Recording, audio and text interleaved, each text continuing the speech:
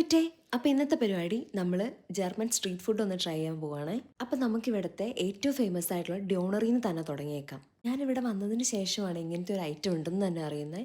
അപ്പോൾ ഇത് കഴിച്ചിട്ട് ഇതെൻ്റെ ഫേവറേറ്റ് ആയതാണ്. നമ്മുടെ നാട്ടിലെ മന്തിക്കടയൊക്കെ ഇല്ലേ, ഏകദേശം അതുപോലെയൊക്കെ തന്നെയാണ് ഇവിടുത്തെ ഡ്യോണർ ഷോപ്പ് വരുന്നത്. എല്ലാ മുക്കിലും മൂലയിലുണ്ടാവും.